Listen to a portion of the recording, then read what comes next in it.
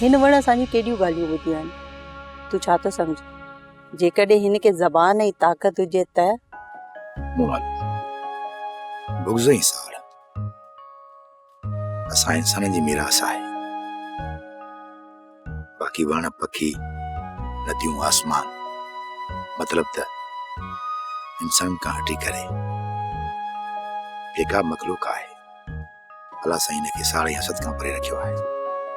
मूंखे ख़बर अथई इंसान ख़ुशि छो न रहंदा आहिनि, छाकाणि त जेको इंसान जे दिमाग़ में हसद वेठल आहे उहो इंसान खे सुकून सां रहण नथो ॾे। तूं सही चई रहियो आहे मलाल। इंसान त पंहिंजे मिजाज में अना परस्ती ऐं हसद रखंदो आहे ऐं इंसान इन ई अना परस्ती जे करे नाख़ुशि रहंदो आहे। उमल मूंखे हिन हसद मां डप लॻी रहिया आहे कंहिं ॾींहुं असांजे वजूद में विछड़ो न विझी छॾे। मलाल, मूंखे इन फापुल धोती ॾाढो तंग कयो आहे। हू मूंखे ईअं ॾिसंदी आहे ॼण मुंहिंजी अखियुनि में हू तोखे महसूस कंदी आहे। छा मां तो में न आहियां? तुंहिंजो मूंसां प्यार न आहे? ईअं ई आहे मलाल, ईअं ई आहे।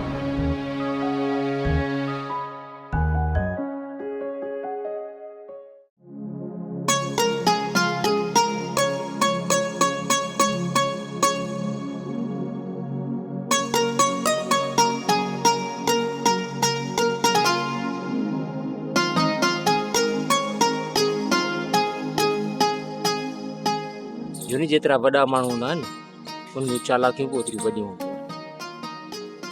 खान बहादुर मुंहिंजी तवक़ खां वधीक चालाक राज जे साम्हूं पंहिंजे पुट खे अछो ओजरो साबित करे छॾियईं। तोखे त वॾो मान हो खान बहादुर ते, पोइ ॾिठी न हुनजी अदालत।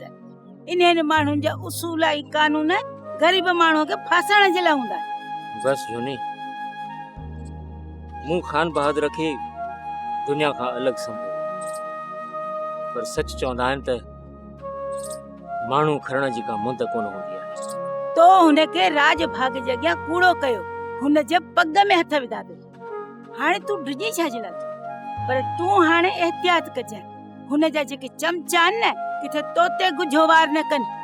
जुनी, मुंहिंजो ईमान आहे त नुक़सान ऐं फ़ाइदो अलाह जे तरफ़ां आहे। पोइ इन खान बहादुर खां छो डिॼा? हा धणी बशकर, तूं सही तो चई। जंहिंखे रब रखे उनखे केर छके। वेरुन जी वस्ती, वेरुन जी वस्ती। सब्सक्राइब कयो असांजो ऑफिशियल यूट्यूब चैनल सिन टीवी HD ड्रामा ऐं वधीक अपडेट लाइ बेल आइकन खे क्लिक करियो।